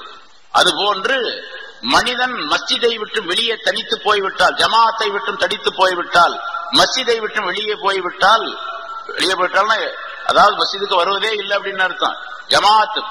ஜமாத்தோடு இணைந்திருக்க வேண்டும் என்று சொல்ல மஸ்ஜிதுக்கு தான் வரணும். அதை விட்டு நீங்கி விட்டால் ஷைத்தான் அவனை கவி கொண்டு போய்விடுகின்றான். அதாவது ஷைத்தான் இவனுக்கு ஓனாயாக மாறிவிடுகின்றான் என்று குறிப்பிட்டு, பையாக்கும் வஷ்யாப, உங்களுக்கு நான் எச்சரிக்கை செய்கின்றேன், நீங்கள் பல கூட்டங்களாக பிரிந்து விடுவதை எச்சரிக்கை செய்கின்றேன், பல பிரிவினர்களாக பிரிந்து விடுவதை உங்களுக்கு எச்சரிக்கை செய்கின்றேன். வஅலைக்கும் பில் ஜமாஅ வல் ஆம்மா வல் மஸ்ஜித, நீங்கள் ஜமாஅத்தை பற்றி பிடித்துக் கொள்ளுங்கள், பொதுமக்களோடு சேர்ந்து வாழ்வதை பற்றி பிடித்துக் கொள்ளுங்கள், மஸ்ஜிதில் இருப்பதை பற்றி பிடித்துக் கொள்ளுங்கள் என்பதாக சொன்னார்கள். இன்னொரு ஹதீஸில், இன்னல் மசாஜித புயூத்துல்லாஹி ஃபில் அர்த், மஸ்ஜிதுகள் எல்லாம் அல்லாஹ் தஆலாவுடைய வீடுகள் இந்த பூமியிலே, மஸ்ஜிதுகள் எல்லாம் அல்லாஹ்வுடைய வீடுகள். வஇன்னஹு ஹக்குன் அலல்லாஹி அன் யுக்ரிம மன் ஸாரஹு ஃபீஹா, அல்லாஹ்வுடைய வீட்டுக்கு எவர் வருகின்றாரோ அவரை கண்ணியப்படுத்துவது வீட்டுக்காரருடைய பொறுப்பு, கடமை. அதாவது அல்லாஹ்வுடைய கடமை. அல்லாஹ் கண்டிப்பாக அவர்களை கண்ணியப்படுத்துகின்றான் அல்லாஹ்வுடைய வீட்டுக்கு, தன்னுடைய வீட்டுக்கு வரக்கூடியவர்களுக்கு என்பதாக குறிப்பிடுகின்றார்கள். ஹுசூலுல் மூமினி ஸலாஸா, ஒரு மனிதனுக்கு, ஒரு மூமினான மனிதனுக்கு பாதுகாப்பு தரக்கூடிய கோட்டைகள் 3. மனிதனுக்கு எல்லா விதமான ஆபத்துகள், துன்பங்கள், துயரங்கள், தீமைகள் எல்லாவற்றை விட்டும் பாதுகாப்பு தரக்கூடிய கோட்டைகள் 3. ஒன்று அல் மஸ்ஜித், அல்லாஹ்வுடைய மஸ்ஜித். இரண்டாவது ஜிக்ருல்லா, அல்லாஹ்வுடைய ஜிக்ர். மூன்றாவது திலாவத்துல் குர்ஆன், குர்ஆன் ஓதுவது. அந்த 2 இதுக்குள்ளேயே இருக்குது. ஜிக்ரும் குர்ஆன் ஓதுவதும் மஸ்ஜிதுக்குள்ளேயே இருக்குது. மஸ்ஜிதிற்குள்ளே வந்துவிட்டால் 3மே கிடைத்துவிடும், மிகப்பெரிய பாதுகாப்பு என்பதாக குறிப்பிடுகின்றார். நம்ம பார்க்கிறோம் சில இடங்கள்ல இந்த நிலநடுக்கங்கள்லாம் ஏற்பட்டது. ஒரு 2-3-4-5 வருஷத்துக்கு முன்னால் இத்தாலியில ஏற்பட்ட அந்த நிலநடுக்கத்துல அருகில் இருந்த ஒரு மஸ்ஜித் மட்டும் அப்படி தனியா நிக்குது. மற்ற எல்லா கட்டடங்களும், பெரும் பெரும் கட்டடங்கள்லாம் இடிந்து விழுந்து விட்டது. மஸ்ஜிதை ஒட்டி கொண்டிருந்த இன்னொரு கட்டமும் அப்படி நிக்குது. இது மாதிரி பல இடங்கள்ல வரலாற்றிலே நாம் பார்க்கின்றோம். ஆக மஸ்ஜிதை அல்லாஹ்தஆலா அந்த ஆபத்தில் இருந்து காப்பாற்றுகின்றான், மஸ்ஜித் உடையவர்களை காப்பாற்றுகின்றான் என்ற கருத்து சொல்லப்பட்டு இருக்கிறது. இங்கே அலி ரலியல்லாஹு தஆலா அன்ஹு சொல்லுகின்றார்கள், லவ் குய்யித்து பைனல் மஸ்ஜிதி வல் ஜன்னா லக்தத்துல் மஸ்ஜித், உனக்கு சொர்க்கம் வேண்டுமா மஸ்ஜித் வேண்டுமா என்று என்னிடத்தில் கேட்கப்பட்டால், என்னிடத்தில் அபிப்பிராயம் கேட்கப்பட்டால், அலி ரலியல்லாஹு தஆலா அன்ஹு சொல்லுகின்றார்கள், சொர்க்கம் வேண்டுமா மஸ்ஜித் வேண்டுமா என்று கேட்கப்பட்டால் நான் மஸ்ஜிதை தேர்ந்தெடுத்துக் கொள்ளுவேன் அப்படின்னு சொல்றார். மஸ்ஜித் தான் எனக்கு வேணும்னு சொல்லுவேன். இதுக்கு விளக்கத்தை இன்னொரு விளக்க உரையில எழுதியிருக்கின்றார்கள். ஏன் அப்படி மஸ்ஜித் தான் வேணும் ஏன் தேர்ந்தெடுத்துக் கொள்ளுகின்றார் என்று சொன்னால், சொர்க்கத்திற்கு நான் போவது என்னுடைய லாபத்திற்காக வேண்டி, என்னுடைய இன்பத்திற்காக வேண்டி நான் போகின்றேன். மஸ்ஜிதிற்கு வருவது என்னுடைய ரப்பை வணங்குவதற்காக வேண்டி வருகின்றேன். என்னுடைய ரப்பு என் மீது திருப்தி கொள்ள வேண்டும் என்பதற்காக வேண்டி மஸ்ஜிதுக்கு நான் வருகின்றேன். எனக்கு ஒரு இன்பம் கிடைக்க வேண்டும் என்பதற்காக சொர்க்கத்திற்கு நான் செல்லுகின்றேன். ஆனால் எனக்கு கிடைக்கக்கூடிய அந்த இன்பத்தை விட என்னுடைய ரப்பை நான் திருப்திப்படுத்துவது, என்னுடைய ரப்பு என் மீது திருப்தியாக இருப்பது எனக்கு ரொம்ப சிறந்தது என்பதாக அதற்கு விளக்கம் சொல்லி காட்டுகின்றார்கள். அதே மாதிரி அல் உதுவு வர்றவாக, இலல் மஸ்ஜித், மஸ்ஜிதுக்கு காலையும் மாலையும் சென்று வருவது, அதாவது எல்லா நேரங்களிலும், தொழுகையுடைய நேரம் மட்டுமல்ல, எல்லா நேரங்களிலும் மிக அதிகமாக மஸ்ஜிதுக்கு சென்று வருவது மினல் ஜிஹாதி ஃபீ சபீலில்லாஹ், அல்லாஹ்வுடைய பாதையிலே ஜிஹாது செய்வதை போன்றதாக. அல்லாஹ்வுடைய பாதையிலே ஜிஹாது செய்தால் எவ்வளவு பெரிய நன்மை. அதே மாதிரி மஸ்ஜிதுக்கு வருவதும் ஒரு பெரிய ஜிஹாது தான். தொழ வராதவங்களை கேட்டு பாத்தீங்கன்னு சொன்னா, புதுசா தொழ வர்றாருன்னு வச்சுங்க, அவர் கேட்டு பாத்தீங்கன்னா ரொம்ப பெரிய சிரமமா இருக்குதுங்க, வேற எல்லா வேலையும் செய்யலாம் போறதுக்கு இது வரவே முடியல அப்படின்லாம் சொல்லுவார். அதே மாதிரி தொழக்கூடியவர்களும் கூட ஃபஜ்ருடைய தொழுகைக்கு வராமல் இருப்பாங்க. பல பேர் 4 நேரம் மட்டும் தொழுவாங்க, 4 நேரத்துல 5 நேரத்தையும் தொழுவார். அப்படி சில பேர் இருப்பாங்க, 4 நேரத்துல 5 தொழுதுருவார். அந்த மாதிரி இன்னும் சில பேர் 3 நேரம் தொழுவாங்க, 3ல 5 தொழுதுருவாங்க, அப்படின்னு இருப்பாங்க. இப்ப அந்த மாதிரி உள்ளவங்களை கேட்டு பாத்தீங்கன்னா, ஃபஜ்ருக்கு மட்டும்தாங்க ரொம்ப கஷ்டமா இருக்கு, வர முடியல, மற்ற நேரங்கள்லாம் நம்ம சாதாரணமா தொழுதுறேன் அப்படின்னு சொல்லுவார். காரணம் என்னன்னு கேட்டா, அந்த ஃபஜ்ர் தொழுகை அவருக்கு ரொம்ப பெரிய பாரமாக இருக்கின்றது. ரசூலுல்லாஹி ஸல்லல்லாஹு அலைஹி வஸல்லம் முனாஃபிகீன்களை பற்றி சொல்லுகின்றார்கள், இந்த ஃபஜ்ருடைய தொழுகைக்கும் இஷாவுடைய தொழுகைக்கும் அவங்க வரமாட்டாங்க, குறிப்பா இஷாவுடைய தொழுகைக்கு வரமாட்டாங்க. அவங்க முனாஃபிகீனுடைய அடையாளங்களில் இதுவும் ஒன்று, இஷாவுடைய தொழுகைக்கு வரமாட்டாங்க. அவர்களுக்கு ஏதாவது ஒரு பொருள் கிடைக்கின்றது என்று சொன்னால், தொழுகைக்கு வந்தா, இஷாவுடைய தொழுகைக்கு வந்தா ஏதாவது ஒரு பொருள் கிடைக்கின்றது அன்பளிப்பாக என்று இருந்தால், அந்த பொருள் நெருப்பினால் கரிக்கப்பட்ட ஆட்டு குழம்பாக இருந்தாலும் சரி, ஆட்டுடைய காலில் அடிபாகத்தில் இருக்குது அந்த ஷூ மாதிரி, அது குழம்பு அப்படின்னு சொல்லும், அது நெருப்புல கரிக்கப்பட்டிருக்குது, அது கொடுக்கறாங்க மஸ்ஜிதுல அப்படின்னு சொன்னாலும் தொழுகைக்கு வந்துருவாங்க. இப்போ நிறைய இருக்கு, அந்த மாதிரி இருக்குது. ஏதாவது ஷீரணி கொடுக்கறாங்க அப்படின்னு சொன்னா கூட்டம் நிறைய வரும். இப்போ சரி, இந்த தப்சீருக்கு இவ்வளவு பேர் தான் வர்றாங்க, 100 பேர் தான் ரெகுலரா வர்றாங்க, 100 பேர் 125 பேர் அப்படி வர்றாங்க, 100 பேருக்குள்ளதான் இருக்கும், இவ்வளவு பேர் வர்றாங்க. என்ன, பொராட்டாவும் கறியும் கொடுக்கப்படும் தப்சீர் முடிஞ்ச உடனே அப்படின்னு சொல்லி ஒரு போர்டு போட்டோன்னு வச்சுங்க, டெய்லி அதே மாதிரி கொடுத்துறோன்னு வச்சுங்க, வாரம் கரெக்டா ஞாயிற்றுக்கிழமைக்கு எவ்வளவு பேர் வருவாங்க. மஸ்ஜிதே கொள்ளாது, அப்புறம் இடம் தனியா இடம் பார்க்கணுங்க. சாதாரணமாக மனிதர்களுடைய பழக்கம், எல்லா கூட்டங்கள்லயும் பாக்குறோம். ஏதாச்சும் ஒரு மீட்டிங் நடக்குது, மீட்டிங் நேரத்துல கொஞ்சம் பேர் தான் இருப்பாங்க. அப்புறம் மத்தியானம் சாப்பாடு அப்படின்னு சொன்னா, சாப்பாடு நேரத்துல பார்த்தாங்கன்னா அந்த மீட்டிங் வந்தவங்களை போல 4 மடங்கு இருப்பாங்க மக்கள். மீட்டிங்ல உட்காந்து 50 பேர் இருப்பாங்க, சாப்பாடு நேரத்துல பார்த்தாங்க 200 பேர் இருப்பாங்க. எங்கெங்க வந்தா 200 பேருக்கு சாப்பாடு ஆக்கி இருப்பாங்க. அவங்க நல்லா தெரியும் 50 பேர்னா அங்க 200 வருவாங்க அப்படின்னு சொல்லிட்டு. இது மாதிரி ஏதாவது கிடைக்குதுன்னா மக்கள் வரக்கூடிய பழக்கம் இருக்குது. இது முனாஃபிகீன்களுடைய பழக்கம் என்று ரசூலுல்லாஹி ஸல்லல்லாஹு அலைஹி வஸல்லம் சொல்லி தருகின்றார்கள். சரி, மஸ்ஜித் இருக்கின்றதே அது அல்லாஹ்வுடைய வீடு என்று சொல்லும் பொழுது இதை பிரியம் வைப்பதும் கடமை. மஸ்ஜிதை பிரியம் வைக்க வேண்டும். மஸ்ஜிதை பற்றி உள்ள பிரியம் யாரிடத்தில் இருக்கின்றதோ அவரிடத்தில் ஈமான் இருக்கின்றது என்ற பொருளாகும்.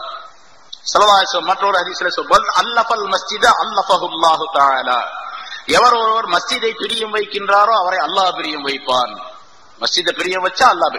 சரி, மஸ்ஜிதை பிரியம் எனக்கு ரொம்ப பிரியங்க அப்படின்னு வர்றதே இல்லை அவரு, ஆனா மஸ்ஜிதை பத்தி எனக்கு ரொம்ப பிரியங்க அப்படின்னு சொல்றாரு, அவர் பொய் சொல்றாருன்னு அர்த்தம். மஸ்ஜிதை பிரிய வைக்கிறதுனா என்ன அர்த்தம்? மஸ்ஜிதுக்கு வரணும். மஸ்ஜிதுக்கு வர்றதுனா என்ன அர்த்தம்?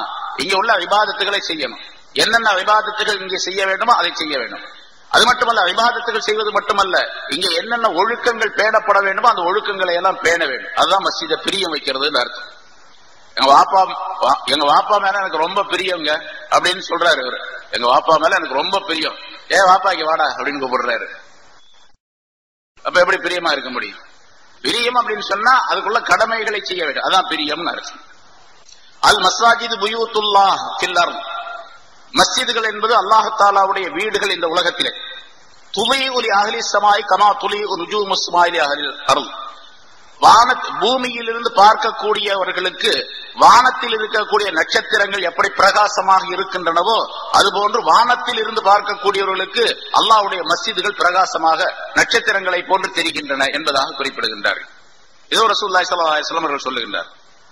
அதனால எவர் ஒருவர் இந்த மஸ்ஜிதுக்கு நடந்து வருகின்றாரோ, நடந்து வந்து மஸ்ஜிதிலே உள்ள இபாதத்துகளை செய்கின்றாரோ, இன்னும் சொல்ல போனால் இருட்டான நேரத்திலே, சுபுடைய நேரத்தில, இப்ப இருட்டு கிடையாது, அந்த காலத்துல இருட்டா தான் இருந்துச்சு.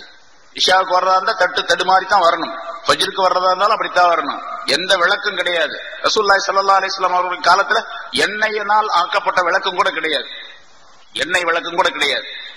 அதுக்கு பின்னால் ரொம்ப காலத்துக்கு முன்னாடி 200-250 வருஷமா தானே கரண்டே வந்தது. அதுக்கு முன்னால கரண்ட்டும் கிடையாது இல்லையா? அதுக்கு முன்னால எண்ணெயில எரிக்கப்படக்கூடிய விளக்குகள் இருந்தன. அதுக்கு முன்னால அதுவும் இல்லாமல் இருந்தது. அப்ப இருட்டான நேரத்துல மஸ்ஜிதுக்கு வரக்கூடியவர்களுக்கு அல்லாஹ் தஆலா பரிபூர்ணமான ஒளியை தருவான் என்பதாக ரசூலுல்லாஹி ஸல்லல்லாஹு அலைஹி வஸல்லம் கூறினார். இரவின் இருட்டிலே மஸ்ஜிதுக்கு வரக்கூடியவர்களுக்கு கியாமத் நாளுடைய இருட்டிலிருந்து வெளிச்சத்தை அல்லாஹ் தஆலா தருவான் என்பதாக ரசூலுல்லாஹி ஸல்லல்லாஹு அலைஹி வஸல்லம் கூறுகின்றார். மம் மஷா ஃபீ துல்பத்தில்லாஹி இலல் மஸ்ஜித் எவர் ஒருவர் மஸ்ஜிதுக்கு இருட்டான் நேரத்தில் நடந்து வருகின்றாரோ ஆத்தாஹுல்லாஹு நூரன் யௌமல் கியாமah, கியாமத் நாள்ல அவருக்கு அல்லாஹ் தஆலா நூரை கொடுப்பான், ஒளியை கொடுப்பான் என்பதால் கியாமத் நாள்ல ஒளி வேண்டும் என்று சொல்லப்படக்கூடிய நினைக்கக்கூடியவர்கள் மஸ்ஜிதுக்கு இருட்டான நேரத்திலும் வர வேண்டும் என்பதால். அதாவது மஸ்ஜிதுக்கு பொதுவாக இருட்டான நேரம் அப்படிங்கிறது ஃபஜ்ருடைய நேரம், இஷாவுடைய நேரம். இந்த நேரத்தில் வந்து அல்லாஹ் தஆலா கியாமத் நாள்ல அந்த ஒளியை ஏற்படுத்துகின்றான் என்பதாகவும் குறிப்பிடுகின்றார். அதே போன்று மஸ்ஜிதை அழகுபடுத்துவதற்காக வேண்டி, அதாவது இதுல நல்ல வெளிச்சமா இருக்கணும். ரசூலுல்லாஹி ஸல்லல்லாஹு அலைஹி வஸல்லம் மஸ்ஜித் நபவியை ஆரம்பிக்கும் பொழுது அங்க வெளிச்சம் எல்லாம் கிடையாது, அதாவது விளக்குகள் கிடையாது. அபூபக்கர் சித்திக் ரலியல்லாஹு தஆலா அவருடைய காலத்திலும் விளக்குகள் கிடையாது. ஹஜ்ரத் உமர் ரலியல்லாஹு தஆலா அவருடைய காலத்தில் தான் எண்ணெயினால் ஆக்கப்பட்ட அந்த விளக்கை அங்கே கொளுத்தி வைத்தார்கள் ஹஜ்ரத் அலி உமர் ரலியல்லாஹு தஆலா அவர்கள். முதலாக மஸ்ஜிதிலே, அதாவது இஸ்லாமிய ஆட்சியில ஆரம்பிக்கப்பட்ட பின்னால் ரசூலுல்லாஹி ஸல்லல்லாஹு அலைஹி வஸல்லம் காலத்துக்கு பின்னால் முதலாக ஒரு மஸ்ஜிதிலே விளக்கேற்றியவர் ஹஜ்ரத் உமர் ரலியல்லாஹு தஆலா அவர்கள். அலி ரலியல்லாஹு தஆலா அவர்கள் அந்த விளக்க பார்த்தாங்க, வந்தாங்க. விளக்கு வெளிச்சமா தெரியுது. வெளிச்சம்னா அந்த சின்ன அகல் விளக்கு மாதிரி ஒரு இடத்துல கொளுத்தி வச்சிருந்தாங்கன்னா எவ்வளவு வெளிச்சம் தெரியும்? கொஞ்சம் இருக்கும் வெளிச்சம், லேசரா வெளிச்சம். இருட்டுல இருந்து ஒரு நிதானம் தெரியும், அவ்வளவுதான். அந்த வெளிச்சத்தை பார்த்த உடனே அலி ரலியல்லாஹு தஆலா அவர்கள் சொன்னார்கள், நவ்வர்த மஸ்ஜிதனா நவ்வரல்லாஹு கபரக யப்னல் கத்தாப். கத்தாபுடைய மகனே, எங்களுடைய மஸ்ஜிதை நீ ஒளியாக்கி வைத்து விட்டீர், அல்லாஹ் தஆலா உங்களுடைய கபரை ஒளியாக்கி வைப்பானாக என்று துஆ செய்தார்கள் ஹஜ்ரத் அலி ரலியல்லாஹு தஆலா அவர்கள் என்பதாக சொல்றார். அதே மாதிரி தான் எல்லாத்துக்குமே அந்த தன்மைகள் கிடைக்கும் என்பதாக சொல்லப்பட்டிருக்கிறது. ரசூலுல்லாஹி ஸல்லல்லாஹு அலைஹி வஸல்லம் அவர்கள் சொன்னார்கள், மன் அஸ்ரஜ ஃபீ மஸ்ஜிதின் சிராஜா, எந்த ஒரு மனிதர் ஒரு மஸ்ஜிதிலே ஒரு விளக்கை ஏற்றி வைப்பாரே ஆனால் லம் தஸலில் மலாயிகத்து ஹமலத்துல் அர்ஷி தஸ்தக்ஃபிர் லஹும் ஆதாம் ஃபீ தாலிகல் மஸ்ஜித் லவ்ஹு, அந்த மஸ்ஜிதிலே அந்த விளக்கினுடைய ஒளி இருக்கும் காலமெல்லாம் மலக்குகள் இவருக்காக வேண்டி துஆ செய்கின்றார்கள், அவருக்காக வேண்டி பாவ மன்னிப்பு தேடுகின்றார்கள் என்று ரசூலுல்லாஹி ஸல்லல்லாஹு அலைஹி வஸல்லம் அவர்கள் சொன்னதாக அறிவிக்கப்பட்டிருக்கிறது. மன் அல்லக கிந்தீலன் ஸல்லா அலைஹி 70,000 என்பதாக இன்னொரு ஹதீஸிலே 70,000 மலக்கின் ஹத்தா யன்கஸிர தாலிகல் கிந்தீல், எந்த ஒரு மனிதர் ஒரு மஸ்ஜிதிலே ஒரு விளக்கை ஏற்றி வைக்கின்றாரோ, விளக்கை தொங்க விடுகின்றாரோ, விளக்கு வெளிச்சம் தருவதற்காக விளக்கை ஏற்பாடு செய்கின்றாரோ, அல்லாஹ் தஆலா அவருக்கு 70 மலக்குகள் அவருக்கு துஆ செய்வதற்காக அல்லாஹ் தஆலா ஏற்பாடு செய்கின்றார். 70,000 மலக்குகள், 70,000 மலக்குகள் அந்த மனிதருக்காக துஆ செய்கின்றார்கள். அந்த விளக்கு உடையும் காலமெல்லாம், உடையாமல் இருக்கும் வரைக்கும், அந்த விளக்கு இருக்கிற வரைக்கும் துஆ நடந்து கொண்டே இருக்கும். விளக்கு உடைஞ்சு போச்சு, விளக்கு இல்லாமல் ஆயிடுச்சு, அதோட அவருடைய துஆ, அந்த மலக்குகளுடைய துஆ இவருக்கு கிடைக்கிறது ஸ்டாப் ஆயிடும் என்ற அர்த்தம். அப்ப 70,000 மலக்குகளுடைய துஆ விளக்கை கொளுத்தி வைக்கக்கூடியவர்களுக்கு, வெளிச்சத்தை உண்டாக்கி வைக்கக்கூடியவர்களுக்கு உண்டு என்பதாக குறிப்பிடுகின்றார். சரிங்க, வெளிச்சத்தை உண்டாக்கி வைக்கிறது, விளக்கு ஏற்றி வைக்கிறதுன்னு சொன்னா, ஆஹா இந்த ஹதீஸ் எல்லாம் முதல்லயே தெரியாம போச்சே, இல்லன்னா ஒரு போக்கஸ் லைட் 4-5 வாங்கி இந்த புஸ்தகத்தில் நான் மாட்டிடுவேன் அப்படின்னு இப்ப நினைக்க கூடாது. இருக்கிற லைட் போதும், இதுக்கு மேல லைட் போட்டா இஸ்ராஃப்னு வந்துடும், அது தேவையில்லை அப்படின்னு வந்துடும். ஆக லைட் போடுறது எப்படின்னு கேட்டா இருட்டா இருக்கக்கூடிய இடத்துல போடுறதுன்னு அர்த்தம். வெளிச்சமா இருக்கக்கூடிய இடத்துல கொண்டு வந்து இன்னொரு 4 லைட் நான் வாங்கி போடுறேன், 70,000 மலக்கு எனக்கு துஆ செய்வாங்க, இஸ்திக்ஃபார் செய்வாங்க அப்படின்லாம் நினைக்க கூடாது. இருட்டா இருக்கக்கூடிய மஸ்ஜித், புதுசா ஒரு மஸ்ஜித் கட்டுறாங்க, அந்த மஸ்ஜிதுக்கு லைட் வாங்குறதுக்கு காசு இல்ல, எல்லாத்தையும் வசூல் பண்ணிட்டு இருக்காங்க. சரி, இப்படி ஒரு ஹதீஸை கேள்விப்பட்டோம், இந்த பள்ளிவாசலுக்கு எத்தனை லைட் வேணுமோ அதை நான் கொடுத்துட்றேங்க, ஏன் செலவு அப்படின்னு சொல்லி போட்டாரு. போட்டுட்டு லைட்ல பேரெல்லாம் எழுதக்கூடாது, அப்துல் காரி சாஹிபுடைய உபயம் அப்படின்லாம் எழுதக்கூடாது. எழுதிங்க அப்படின்னு சொன்னா அது போயிடும், மலக்கெல்லாம் துஆ செய்ய மாட்டாங்க. அப்புறம் இஹ்லாஸான முறையில யாருக்கும் தெரியக்கூடாது, யாருக்குமே தெரியக்கூடாது. நம்ம கொடுக்கிறது யாருக்கும் தெரியக்கூடாது, அந்த நிர்வாகிகளுக்கு தெரியலாம், மற்றவர்களுக்கு யாருக்கும் அதை பிரபலப்படுத்தி கொண்டிருக்க வேண்டிய அவசியம் இல்லை. அப்படி இருந்துச்சுன்னு சொன்னா அது இஹ்லாஸ் இல்லாம போய், அதுக்கும் பின்னால ஹதீஸ்கள் வருகிறது. ரசூலுல்லாஹி ஸல்லல்லாஹு அலைஹி வஸல்லம் அவர்கள் சொல்லுகின்றார் மற்றொரு ஹதீஸிலே, அபூ குர்சாஃபா என்று ஒரு சஹாபி அவர் சொல்லுகின்றார், சமீஅத்து ரசூலுல்லாஹி ஸல்லல்லாஹு அலைஹி வஸல்லம் யகூல், ஸல்லல்லாஹு அலைஹி வஸல்லம் அவர்கள் சொன்னதாக நான் கேட்டிருக்கின்றேன், இஹ்ராஜுல் குமாமதி மினல் மஸ்ஜிதி முஹூருல் ஹூருல் ஈன் என்பதால், அதாவது மஸ்ஜிதுகளை சுத்தப்படுத்துவது, மஸ்ஜிதில் இருக்கக்கூடிய குப்பை கூளங்களை அகற்றுவது ஹூருல் ஈன் என்று சொல்லப்படக்கூடிய சொர்க்க கன்னியர்கள் இருக்கின்றார்களே அவர்களுக்கு மகராக அமைந்திருக்கின்றது என்பதாக ரசூலுல்லாஹி ஸல்லல்லாஹு அலைஹி வஸல்லம் சொல்ல நான் கேட்டிருக்கின்றேன் என்பதாக குறிப்பிடுகின்றார்கள்.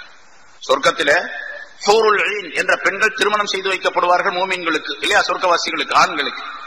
அந்த பெண்களுக்குரிய மகர் எதுவென்று சொன்னால், உலகத்திலே மஸ்ஜிதிலே கிடைக்கக்கூடிய குப்பை கூளங்களை அகற்றுவது, சுத்தப்படுத்துவது இருக்கின்றதே, அது அவர்களுக்கு மகராக அமையும் என்பதாக மற்றொரு ஹதீஸிலே ரசூலுல்லாஹி ஸல்லல்லாஹு அலைஹி வஸல்லம் சொல்லி காட்டுகின்றார். இப்படி ஏராளமான விளக்கங்கள் இருக்கின்றன. அதற்கு சுலைமான் அலைஹிஸ்ஸலாம், நபி சுலைமான் அலைஹிஸ்ஸலாம் அவர்கள் அந்த பைத்துல் முகத்தஸை கட்டினார்கள். பைத்துல் முகத்தஸை கட்டிய பின்னால அவர்கள் 700 விளக்குகள், அந்த மஸ்ஜிதை வெளிச்சப்படுத்துவதற்காக வேண்டி 700 விளக்குகளை அங்கே அமைத்தார்கள். ஒவ்வொரு விளக்கும் தங்கத்தினால் செய்யப்பட்டவை, தங்கத்தினால் செய்யப்பட்ட 700 விளக்குகள். விளக்குனா அந்த எண்ணெய் ஊத்தி கொளுத்தி, அந்த காலத்துல ஜெய்தூன் எண்ணெயினால விளக்கு எரிப்பாங்க, அந்த எண்ணெய் ஊத்தி வைக்கக்கூடிய அந்த பாத்திரம் இருக்கின்றது, அது தங்கத்தினால் செய்து வைத்தார்கள். அதை தொங்க விடுவதற்காக சங்கிலி செஞ்சாங்க, அந்த சங்கிலி வெள்ளியினாலானது. வெள்ளி சங்கிலிகளால் தொங்கவிடப்பட்ட தங்க விளக்குகள் 700 அந்த மஸ்ஜிதிலே, மஸ்ஜித பைத்துல் முகத்தஸிலே அவர்கள் ஏற்படுத்தி வைத்தார்கள் என்பதாக சொல்லப்பட்டு இருக்கின்றது. ஆக மஸ்ஜிதில விளக்கு இல்லாத இடத்துல இருட்டா இருக்கக்கூடிய இடத்துல இருட்டை போக்குவதற்காக வேலை செய்தால், இஹ்லாசான முறையில இருந்தால், அல்லாஹ் தஆலா நம்முடைய கபருடைய இருட்டை போக்கி வைப்பான், ஆகிரத்தில் ஒளியை தருவான் மஹ்ஷர் மைதானத்திலே என்றெல்லாம் இந்த ஹதீஸின் மூலமாக விளக்கப்படுகின்றது. அதே போன்று மஸ்ஜித் கட்டுமானம் இருக்கின்றது, அது நிறைய கேள்விப்பட்டிருப்பீங்க.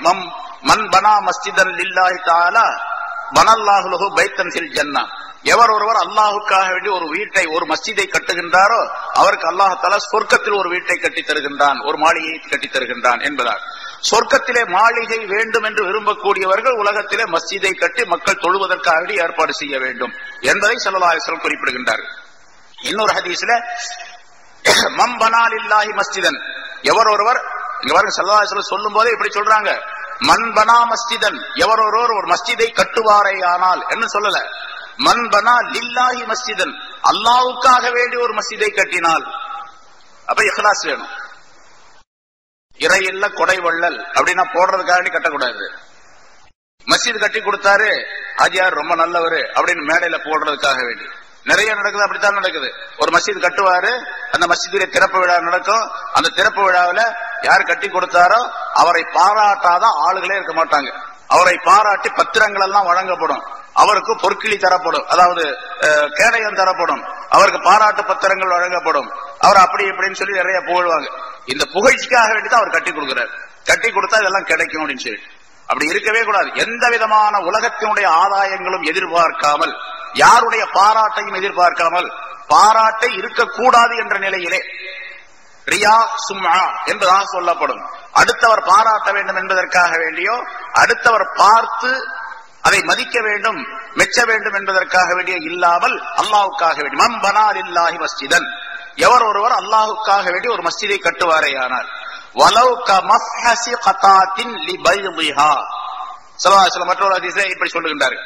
அதாவது ஒரு குருவி, காடை குருவி, காடைன்னு ஒரு குருவி இருக்கு இல்லையா, வாங்கி பொரிச்சு சாப்பிடுறோமா இல்லையா காடை, அந்த காடையுடைய அந்த காடை என்ற அந்த குருவி முட்டையிடுவதற்காக வேண்டி கட்டி வைத்திருக்கக்கூடிய ஒரு கூட்டுடைய அளவு, காடை குருவி கூடு, குருவி கூட்டினுடைய அளவுக்கு இருந்தாலும், முட்டையிடுவதற்காக வேண்டி காடை கட்டி இருக்கக்கூடிய அந்த கூட்டு அளவுக்கு இருந்தாலும், பனல்லாஹு லஹு பைத்தன் ஃபில் ஜன்னah, அவருக்கு சொர்க்கத்திலே ஒரு மாளிகை அல்லாஹ் தஆலா கட்டி தரும். காடை குருவியுடைய வீடு எவ்வளவு பெருசு இருக்கும், அவ்வளவுதான் இருக்கும், அவ்வளவு பெருசா வீடு கட்டுறது, மஸ்ஜித் கட்ட முடியும், அவ்வளவு பெரிய மஸ்ஜித் எப்படி கட்டும். அப்ப உதாரணத்திற்காக ரசூலுல்லாஹி ஸல்லல்லாஹு அலைஹி வஸல்லம் சொல்லுகின்றார்கள். இதை வேறொரு ஹதீஸில் சொல்லுகின்றார்கள், ஒரு மஸ்ஜிதை ஒரு மனிதன் கட்டுகின்றார், அதுல எந்த அளவுக்கு உதவி செய்தாலும் சரி, எந்த அளவுக்கு உதவி, ஒரு காடை குருவி கூட்டளவுக்கு அப்படின்னு சொன்னா என்ன அர்த்தம், ஒரு மஸ்ஜித் பூராத்தையும் கட்ட முடியல அவர்னால, அவர் என்ன செய்யறாரு, ஒரு 1000 செங்கல் வாங்கி கொடுக்கிறாரு, 500 செங்கல் வாங்கி கொடுக்கிறாரு. அல்லது அவரால் முடிஞ்ச காசு கொஞ்சம் இருக்குது, இப்படி எல்லாம் ஹதீஸ் கேள்விப்பட்டிருக்கிறோம், அல்லாஹ் தஆலா இடத்துல சொர்க்கத்தில் நமக்கும் கொஞ்சம் இடம் கிடைக்கட்டுமே அப்படிங்கறதுக்காக வேண்டி ஒரு 2-3 பொருள் வாங்கி கொடுக்கிறாரு. ஒரு 10 ரூபாய், 50 ரூபாய், 100 ரூபாய்க்கு மஸ்ஜிதுக்காக வேண்டி இஹ்லாஸான முறையில். அந்த பொருள் அந்த மஸ்ஜிதிலே மிகப்பெரிய லாபத்தை இவருக்கு தந்துவிடும். தபூக் போரின் போது முன்னாடி சொல்லியிருக்கிறார், தபூக் போரின் போது ரசூலுல்லாஹி ஸல்லல்லாஹு அலைஹி வஸல்லம் அவர்கள் சஹாபாக்களிடத்துல கலெக்ஷன் செஞ்சாங்க, நிதி திரட்டினார்கள். எல்லாரும் நிதி கொண்டு வந்து கொடுத்தாங்க பல பேர். ஆனா ரொம்ப கடுமையான நேரம் அது. ஹஜ்ரத் உஸ்மான் ரலியல்லாஹு தஆலா அன்ஹு அவர்கள் அந்த படையிலே 3 ஒரு பங்கினருக்கு பொறுப்பேற்றுக் கொண்டார்கள். 30,000 பேர் படைகள், 10,000 பேருக்கு தேவையான குதிரைகள் 1000 குதிரை கொடுத்தாங்க. 1000 குதிரை கொடுத்தாங்க. அதாவது 700 ஒட்டகையும் அந்த மீதி உள்ள 300 ஒட்டகைகளுக்கு பதிலாக உள்ள குதிரைகளையும் கொடுத்தார்கள் என்பதாக. நிறைய தங்க காசுகளை, வெள்ளி காசுகளை கொடுத்தார், தீனார் திரகங்களை எல்லாம் கொடுத்தார்கள். அதெல்லாம் ஒரு மூட்டையில எடுத்துட்டு வந்து ரசூலுல்லாஹி ஸல்லல்லாஹு அலைஹி வஸல்லம் மஸ்ஜிதில உட்கார்ந்து இருந்தாங்க, அப்படியே கொட்டினாங்க. ரசூலுல்லாஹி ஸல்லல்லாஹு அலைஹி வஸல்லம் படியில அதை வாங்கிட்டாங்க. வாங்கிட்ட துணியில வாங்கிட்டு அதை தங்களுடைய கையால அப்படி கிண்டி விட்டாங்க. கிண்டி விட்டா சத்தம் கேட்குமே இல்லையா, தங்க காசு வெள்ளி காசு. சொன்னாங்க, இதற்கு பிறகு உஸ்மானுக்கு எந்த விதமான தீமையும் கிடையாது அப்படின்னு சொன்னாங்க. சரி, அப்படியெல்லாம் கொடுத்தாங்க. அவ்வளவு பெரிய பொருள் கொடுத்தாங்க. ஹஜ்ரத் அப்துர் ரஹ்மான் இப்னு அவ்ஃப் ரலியல்லாஹு தஆலா அன்ஹு நிறைய பொருள் கொண்டு வந்து கொடுத்தாங்க.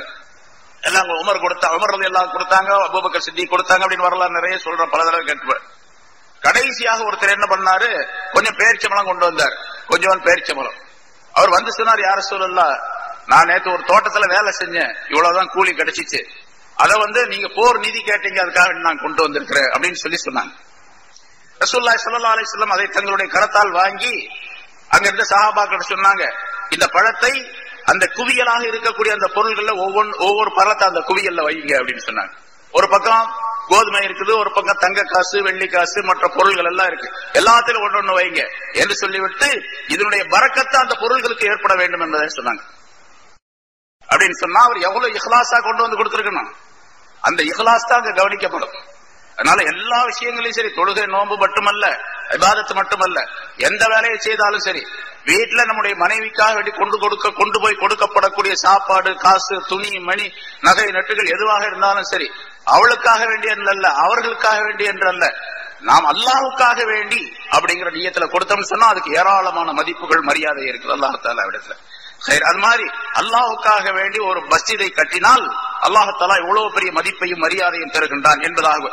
சரி, மஸ்ஜிதுடைய சிறப்பு எவ்வளவு பெருசு, எவ்வளவு பெரிய சிறப்புகள் இருக்குது, 1-2 ஆயிரக்கணக்கான சிறப்புகள் இருக்கின்றன. இந்த மஸ்ஜிதுல எப்படி இருக்கணும், அப்போ இங்க வந்தா என்ன செய்யணுமோ அதை மட்டும்தான் செய்யணும். தொழுகணும், குர்ஆன் ஓதணும், zikr செய்யணும், தீன் சம்பந்தப்பட்ட பேச்சுக்களை பேசணும். ஹதீஸ் சொல்லலாம், குர்ஆன் ஓதலாம், ஹதீஸுடைய விளக்கம் சொல்லலாம், குர்ஆனுடைய விளக்கம் சொல்லலாம், இவ்வளவுதான் செய்யலாம். உலக பேச்சுக்களை பேசலாமா? பேசக்கூடாது. ஸல்லல்லாஹு அலைஹி வஸல்லம் சொல்றாங்க, அல் ஹதீஸ் ஃபில் மஸ்ஜிதி, மஸ்ஜிதிலே உலக பேச்சுக்களை பேசுவது. அல் ஹதீஸ்னா அல் ஹதீஸ் ஃபித் துன்யா, துன்யா உலக சம்பந்தப்பட்ட ஹதீஸு துன்யா, துன்யாவுடைய பேச்சுக்களை பேசுவது. யஅகுலுல் ஹஸனாதி கமா தஅகுலுல் பஹீமத்துல் ஹஷீஸ, ஒரு மாட்டுக்கு முன்னால், மாடு ஆடு அதற்குரிய தீனியை போடுறார், புல் கட்டை கொண்டு வந்து மாட்டுக்கு முன்னால போடுறார்.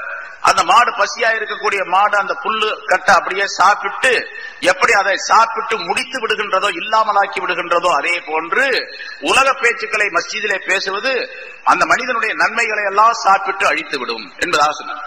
உலக பேச்சுக்களை மஸ்ஜிதில பேசினா எல்லா நன்மைகளையும் அழித்து விடும். ஒரு மிருகம் புல்லை சாப்பிட்டு அழிப்பதை போன்று என்பதாக சொன்னார்.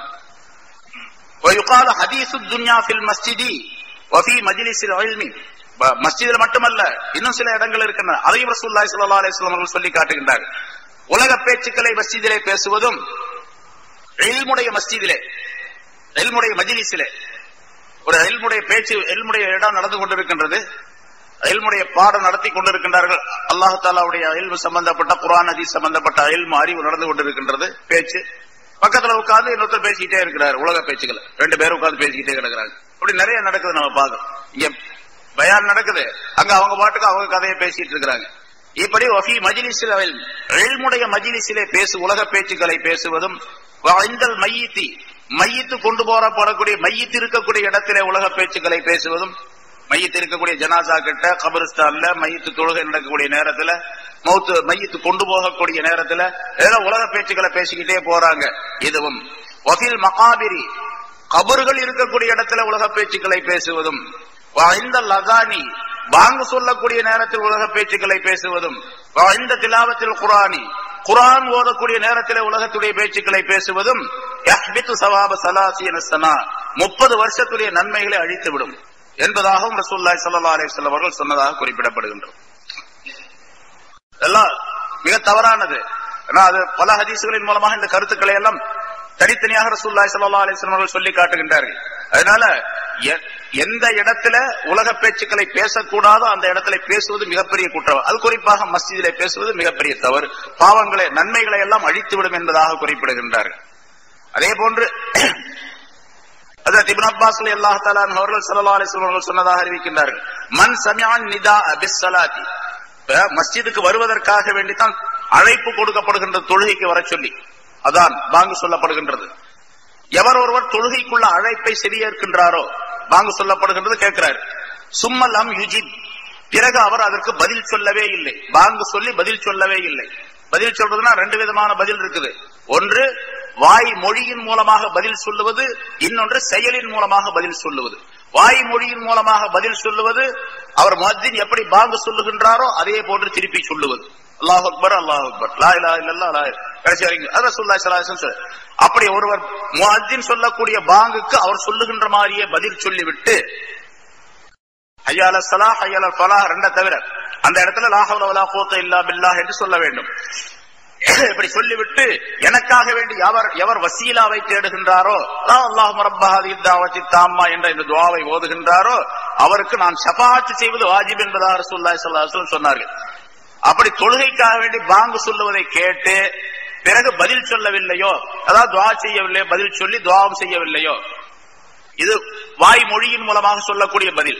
இன்னொரு பதில் கால் நடையின் மூலமாக சொல்லப்படக்கூடிய பதில், செயல்பாட்டின் மூலமாக எங்க இருக்கின்றாரோ அங்கிருந்து சீக்கிரமாக மஸ்ஜிதுக்குள்ளே வந்து விட வேண்டும். இது 2வது பதில். 2 பதில் சேர்ந்தா தான் பதில்னு அர்த்தம்.